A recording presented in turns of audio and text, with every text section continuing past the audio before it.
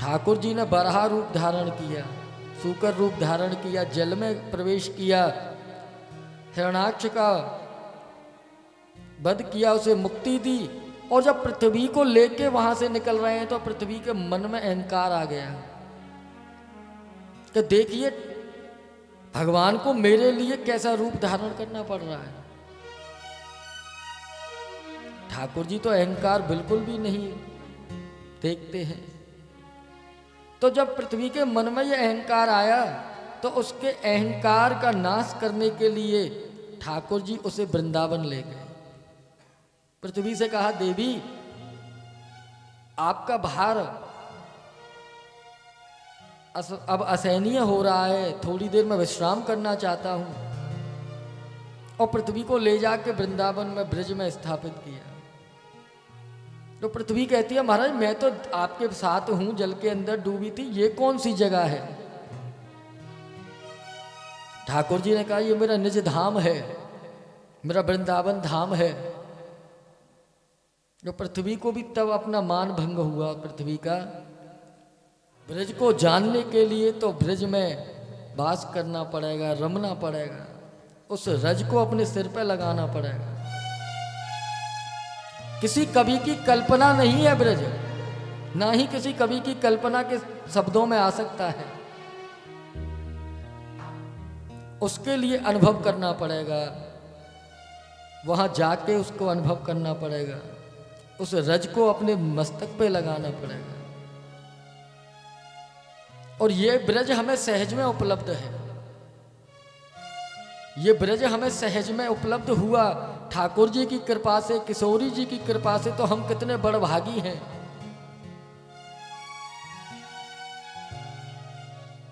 हमारा कितना सौभाग्य है कि हमें ब्रज ठाकुर जी की कृपा से मिला, उनका धाम, उसके दर्शन करने के लिए हमको मिले। क्योंकि अभी मैंने बताया कि ठाकुर जी का धाम है, ठाकुर जी का नाम है, उनकी लीलाएं हैं, उनकी कथाएं हैं, वो सब उन्हीं का स्वरूप है। ठाकुर जी की 3 शक्तियां हैं, जिसमें संबित, संधिनी और आह्लादनी शक्तियां हैं। ये केवल उनके रास में कार्य करती हैं, केवल उनके धाम में काम करती हैं। संसार को चलाने वाली उनकी शक्ति अलग है, और धाम में जो लीलाएं होती हैं उन लीलाओं को चलाने वाली शक्तियां अलग हैं। तो संबित और संधिनी शक्तियों का कार्य क्या है कि ये दोनों ही शक्तियां ब्रज धाम में, एक शक्ति ब्रज धाम बन के प्रकट होती है, दूसरी शक्ति ठाकुर जी के प्रियजन जो है वो बन के प्रकट होती है, और तीसरी जो शक्ति है ठाकुर जी की आह्लादनी शक्ति, वो स्वयं हमारी किशोरी जी हैं। ठाकुर जी के आह्लाद का नाम, ठाकुर जी के आनंद का ही नाम राधा रानी है। तो ये तीनों शक्तियों के मिलने से ही नित्य रास होता है। एक शक्ति से ठाकुर जी का धाम बनता है, दूसरी शक्ति से ठाकुर जी के प्रियजन बनते हैं, और तीसरी शक्ति जो उनकी आह्लादनी शक्ति है वो राधा रानी के रूप में आ जाती हैं। तब ये नित्य रास वहां पर प्रकट हो जाता है। तो ऐसे ही हम अपने मन को ठाकुर जी का निज धाम बना लें, वृंदावन बना लें। कैसे? ब्रज भाव प्रकट करके। अगर आपके हृदय में ब्रज भाव प्रकट हो गया है तो ये निश्चय है कि ठाकुर जी आपके हृदय में आके विराजमान होंगे, वहीं रास होगा, वहीं नित्य रास चलेगा। तो ब्रज धाम की बड़ी सुंदर महिमा है। एक संत हैं हुए श्री श्री भट्टीजू महाराज, उनकी मैं आपको एक पद है वो सुनाता हूं, बड़ा सुंदर पद है। कि ब्रज भूमि मोहनी में जानी, मोहन कुंज मोहन वृंदावन, मोहन जमुना को पानी कि मोहन नारी सकल गोकुल की बोलत मोहन वाणी। श्री भट्ट के प्रभु मोहन नागर श्री मोहन राधा रानी। बड़ा सुंदर उन्होंने कहा। यहां हर चीज मोहिनी है। ये ब्रज कैसे आपके मन को मोह लेता है। यहाँ के वृक्ष, वो गाय, वो लताएं, वो निकुंज, वो गहवरवन, वो निधिवन, वो सेवा कुंज, वो यमुना जी का किनारा, वो बरसाने वृंदावन की छोटी छोटी गलियां, वो ब्रजवासी, वो ब्रज गोपियां, और अंत में कहा कि यहाँ का मोहन ही ठाकुर है। वो मन को मोह लेता है। और मोहिनी ही हमारी किशोरी जी है। ये तो प्रेम धाम है, या हर समय प्रेम की नदी बहती रहती है। तो रसिकों ने कहा कि ब्रज और ब्रज भाव ये क्या है। ये उच्चाति उच्च प्रेम है ठाकुर जी के लिए। जब हृदय में इतना प्रेम बढ़ जाएगा, बहुत प्रेम ठाकुर जी के लिए, तो अपने आप हृदय भी ब्रज हो जाएगा। यहां भी नित्य रास होने लग जाएगा। और यही उच्च प्रेम जो है आपका, यही भाव जो है ब्रजधाम से जो जुड़ा हुआ है। जब आप वहां जाते हो, जो दर्शन आप करते हो, तो वो भाव जो आपके बनते हैं, वही भाव ठाकुर जी के चरणों में लग जाते हैं। तो ब्रजधाम के दर्शन, ब्रज भाव और ठाकुर जी में कोई अंतर नहीं है। जब आप वहां जाओ, ब्रज में जाने की भी एक मर्यादा होती है। ब्रज की लीलाओं में भी एक मर्यादा है, ठाकुर जी के नाम में भी एक मर्यादा है। तो कभी ब्रज में जाओ ना, तो उस मर्यादा का अवश्य ध्यान रखना। देखिए, गंदगी भी दो प्रकार की होती है, एक जो दिख रही है, एक जो नहीं दिख रही है। भाव भी तो होते हैं। तो ठाकुर जी के लिए आप भाव लेके जाते हो, धाम के लिए आप भाव लेके जाते हो, तो कोशिश यही होनी चाहिए हमारी कि वहां पर जाके हम भावों से भी प्रदूषण ना करें। वहां जाके भाव भी इतने शुद्ध होने चाहिए, केवल मात्र वहां जाके ठाकुर जी का ही प्रेम अपने मन में रखना चाहिए। जब भी ब्रज में जाएं, हर लता, हर डाल में, हर वृक्ष में केवल ठाकुर जी का ध्यान करें। जब भी ब्रज में जाएं, तो केवल उन्हीं के दर्शन हर जगह करें। ठाकुर जी का प्रेम जो आपके हृदय में अंदर है, वो आपको साक्षात सामने नजर आएगा, क्योंकि वो हर कण कण में वहां बसे हुए हैं। कभी किसी भी रास स्थल पर, कभी किसी लीला स्थान पर अगर आप जा रहे हैं, तो ध्यान रखें कि वहां किसी भी प्रकार की कोई गंदगी ना हो। क्योंकि ब्रज रसिक कहते हैं कि जहां किशोरी जी ने अपने चरण रखे, जहां किशोरी जी चलती थी, वहां ठाकुर जी अपने मुकुट से झाड़ू लगाते थे। जहां मुकुट सो देत बुहारी, पूर्ण ब्रह्म घन श्याम रे। तो ऐसे स्थान पे अपने भाव शुद्ध रखने चाहिए। मन शुद्ध रखना चाहिए। और निश्चित ब्रज में आपको ठाकुर जी के दर्शन होंगे। ये ब्रज भाव जब बढ़ने लगेगा ना, क्योंकि ब्रज प्रकट ही इसीलिए हुआ। अगर ब्रज धाम ना होता तो जिस देश में हम रह रहे हैं, जो ये देश है हमारा भारत, इस पूरे विश्व में इस देश का नाम भी नहीं होता। अगर आज बाहर लोग हमें जानते हैं तो हमारी गीता के लिए जानते हैं, हमारे ठाकुर जी के लिए जानते हैं, और उन ठाकुर जी का अवतार, उनका प्राकट्य ब्रज में हुआ। ये कृपा है हमारे ऊपर उनकी, ये प्रेम है उनका जो उन्होंने हमें ब्रज के रूप में दिया। और उनके प्रेम की प्राप्ति करने के लिए रसिक ब्रज में आते हैं। हम कहते हैं कि जहां पे भी हम हैं वहां पे ठाकुर जी हर जगह वास करते हैं, ये सत्य बात है। वो हर जगह है, ये सत्य बात है, यहां भी है। हम हर व्यक्ति के हृदय में वो है,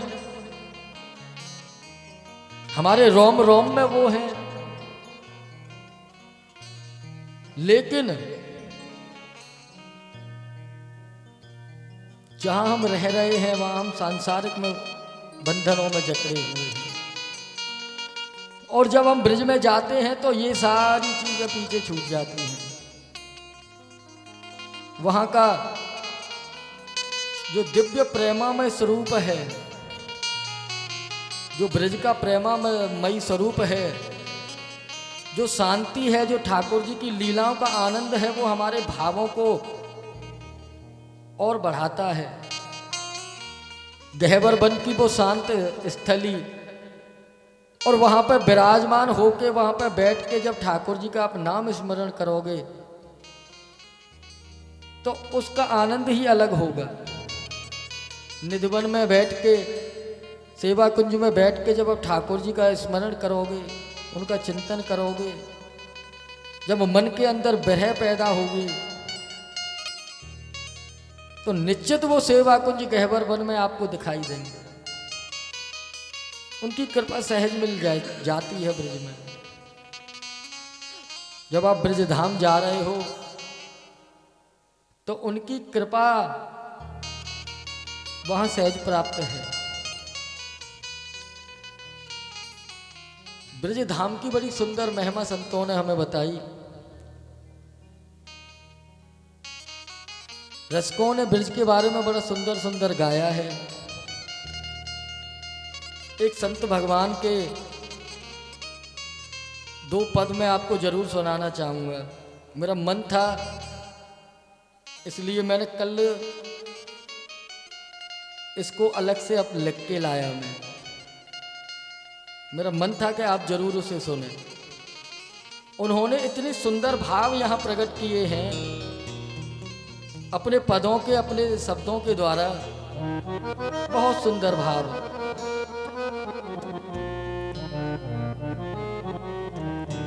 उस संत के भाव आप जरा देखें, ध्यान दें। वो कहते हैं कि पुण्य का प्रताप उदय होता कई जन्मों का, एक बार ब्रज में मनुष्य जब आता है। अनेकों जन्मों के जब जो पुण्य है, जो आपके सत्कर्म हैं, जब वो प्रकट होंगे ना, तब एक बार ब्रज में आने का आपका अवसर मिलेगा। हम तो बार बार ब्रज में जाते हैं, बार बार उनके दर्शन करने जाते हैं, तो ये तो उनकी बड़ी कृपा है। आगे कहते हैं कि सेवा कुंज बंसीवट काली दह देख देख, सुखद अतीत सुधा सिंधु समाता है। जितने भी ठाकुर जी के लीला स्थल हैं, उनके दर्शन कर कर के आनंद की प्राप्ति होती है।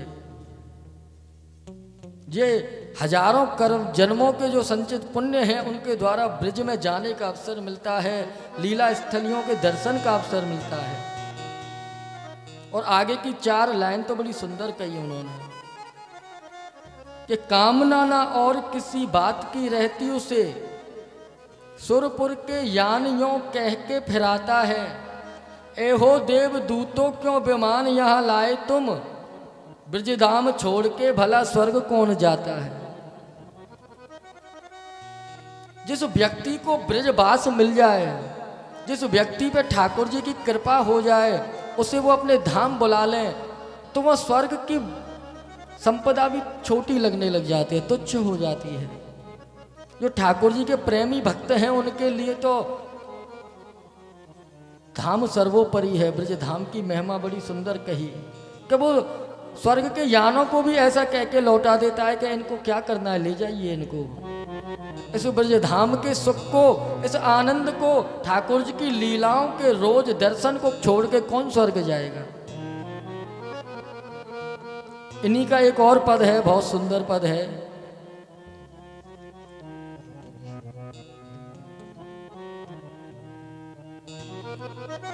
एक से एक बड़े रसिकों का निवास यहाँ, एक से एक बड़े रहते तत्व ज्ञानी हैं, एक से एक बड़े उद्भट विद्वान यहाँ, एक से एक बड़े प्रेमाभिमानी हैं। बोलते ब्रिज को कम मत समझिए। उद्धव जैसे, बृहस्पति के शिष्य जो उद्धव थे, उद्धव जैसे ज्ञानी भी, जिन्होंने पहले कहा था कि गवार ब्रजवासी, वो बाद में कहते हैं कि उन ब्रजवासी गोपियों के चरणों की धूली के भी बराबर नहीं हूं मैं। बड़े बड़े विद्वान यहां वास कर रहे हैं। देखिए, गोपी प्रेम में गोपी भाव जो है वो बड़ा विलक्षण भाव है। उसकी विलक्षणता ऐसी है कि वह आसक्ति तो है ठाकुर जी के प्रेम में। वो बधी हुई गोपियां जो हैं, वो आसक्ति तो उनके अंदर है ठाकुर जी के लिए, लेकिन अज्ञान नहीं है। आसक्ति ठाकुर जी के लिए जब होती है, वहां पे अज्ञान हो नहीं सकता। लेकिन वही आसक्ति संसार में हो जाए तो अज्ञान अपने आप आ जाता है। तो जिसने ठाकुर जी की कृपा प्राप्त कर ली, वह अज्ञान रह ही नहीं सकता। क्योंकि जिन्होंने ध्रुव जी जैसे एक 5 वर्ष के बालक को वेदों का ज्ञान करा दिया, जब ध्रुव जी ने तप किया था ठाकुर जी को प्राप्त करने के लिए, और ठाकुर जी जब प्रकट हुए उनके सामने,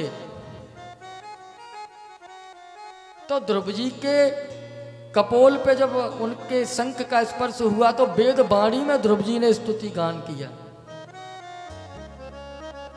एक 5 वर्ष का बालक वेद की वाणी में ठाकुर जी का स्तुति गान कर रहा है। उन्हीं की कृपा से तो किया। और उनके ब्रज धाम में जो उनके प्रेमी निवास कर रहे हैं, वो सभी बहुत विद्वान हैं। वो सभी परम ज्ञानी संत हैं। लेकिन वो सब यह जानते हैं कि ज्ञान से मुक्ति तो सहज प्राप्त हो सकती है, लेकिन ज्ञान से भक्ति प्राप्त नहीं होती। उसके लिए केवल ठाकुर जी की कृपा ही एकमात्र सहारा होता है। ठाकुर जी की कृपा पाने के लिए वो उन वनों में, उन निकुंजों में बैठे हुए हैं कि कब गोविंद के दर्शन हो जाए, कब वो हमें मिल जाए। और ये संत बड़े ही जिद्दी और होते हैं। जितने भी रसिक वहां हैं, वो कहते हैं हम ब्रिज को छोड़ के कहीं जाएंगे ही नहीं, दर्शन तो आपको देने ही पड़ेंगे। ऐसे अनेक संतों की कथा हमारे ब्रिज में सुनाई जाती है। एक संत हुए,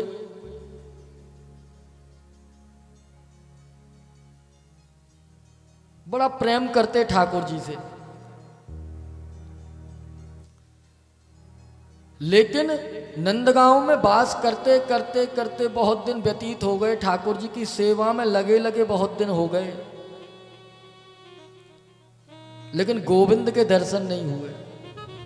अंतिम समय आने वाला था, काफी अवस्था हो गई थी, तो मन में विचार आया कि मुकु इतने दिन ठाकुर जी की सेवा में लगे भयो है गयो, इतनो समय मैंने अपनो पूरा जीवन ठाकुर जी की सेवा में निकाल दिया, लेकिन मुकु दर्शन ना भय।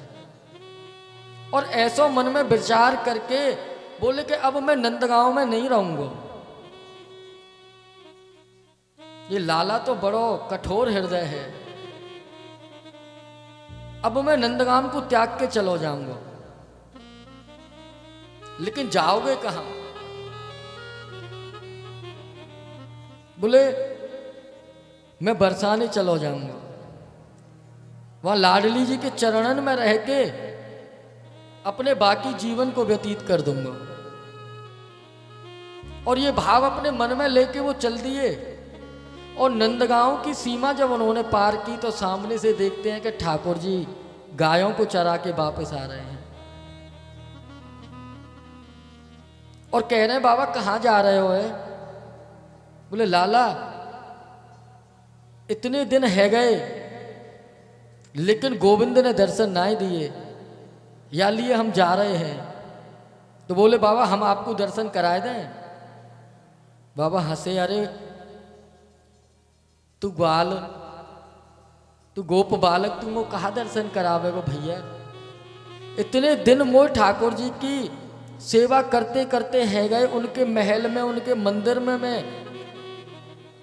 अपने जीवन के 50 साल मैंने लगाए दिए। जब अब तक दर्शन ना आए भाई तो अब कहाँ दर्शन होंगे? संत भगवान ऐसा कह के आगे चल दिए। तो ठाकुर जी ने पीछे से आवाज ली, अरे बाबा मैं झूठ नहीं कह रहा हूं, मैं दर्शन कराए दूंगा।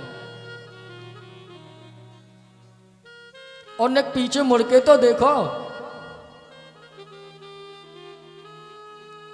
संत भगवान पीछे मुड़े और सामने देखो तो ठाकुर जी खड़े हैं। तो ठाकुर जी को सामने देख के एक बार तो मन में बड़ो हर्ष भयो, बड़ी प्रसन्नता भई, बहुत खुश भई, लेकिन फिर एकदम रुक गए। फिर एकदम शांत खड़े हो गए। ठाकुर जी बोले कि भैया 50 साल से एक रट लगाए रखी कि मुझको दर्शन ना मिले, मुझको दर्शन ना मिले। आज दर्शन भये तो कोई प्रसन्नता नहीं, कोई हर्ष नहीं, और एकदम आप तो मूर्ति की तरह खड़े है गए हो। बोले लाला मैं एक बात सोच रहा हूं कि मेरी प्रियाजू कितनी करुणामयी है, हमारी किशोरी जी कितनी करुणामयी है कि 50 साल आपकी सेवा करी, आपके महल में निकाले, लेकिन आपने दर्शन नहीं दिए। और एक बार बरसाने जावे की सोची तो आप सामने आए गए। लेकिन लाला अब आपके दर्शन में हो ना हो, आप देव मत देव, मैं तो अब बरसाने जाए के रहूंगा। क्यों? क्योंकि आप अपने आप वहां रोज दर्शन करवे आओ ठाकुर किशोरी जी के, तो आपके दर्शन तो हमें रोज मिल ही जाएंगे। और ऐसा कह के वो संत भगवान चल दिए, नंदगांव रुके नहीं। ये संत ऐसे जिद्दी हैं, वो ऐसे ठाकुर जी के भक्त बहुत जिद्दी होते हैं। और जब जिद पे आ जाए ना तो ठाकुर जी को भी इनके सामने आना पड़ता है। लेकिन जैसा मैंने कल कहा, कल बताया था आपको कि बिना ब्रजवासियों के प्रेम को जाने ठाकुर जी को पाना बहुत असंभव बात है। तो ठाकुर जी ने कहा ब्रजवासी वल्लभ सदा मेरे जीवन प्राण, इनको तनक न बिसारियो, ये नंद बाबा की आन। अभी मैं देखता हूं लोग आते हैं बहुत, थोड़ा ये ब्रजवासी जो है ना भौतिकता में फंस गए हैं सभी लोग, हर जगह यही हाल है। लेकिन हमारे गुरुजी एक बहुत सुंदर बात कहते थे। उन्होंने बड़ी सुंदर बात कही एक बार। वो कहते आप बरसाने आ रहे हो, ब्रिज में जा रहे हो, और वहां अगर कोई आपसे कुछ मांगे, ज्यादा ना भी दो तो थोड़ा दो, लेकिन उसे दो जरूर। क्यों? क्योंकि आप सीधे तो वहां संत सेवा, साधु सेवा कर नहीं पाते हो, लेकिन इन ब्रजवासियों के एक एक ब्रजवासी के घर से 10-20 साधु रोज माधुपुरी करके ले जाते हैं। रोज इतनी प्रसादी वो अपने घर से संतों को दे देते हैं। तो उनको दिया कहीं ना कहीं उस संत सेवा में आपका जरूर लगेगा। कई बार आप ब्रज में जाते हैं, और खासकर हमारे बरसाने में, वहां तो आप मंदिर पर जैसे ही पहुंचोगे तो आपके पीछे वो लग जाएंगे लोग। क्या करें, अब उनकी आदत ही ऐसी बन गई है। हमारे पिताजी कहते हैं कि बेटा मांगना किसी से मत, और ना मांगना किसी से चाहिए। मांगो तो केवल एक से मांगो, जो वहां उस महल में बैठी है ना, जो पूरे ब्रज की महारानी है, पूरे संसार की स्वामिनी है, केवल एकमात्र उनसे मांगो। बड़े बड़े सेठ, बड़े बड़े पैसे वाले वहां मांगने आते हैं, हम किसी और से क्यों मांगे जब वो उनको देते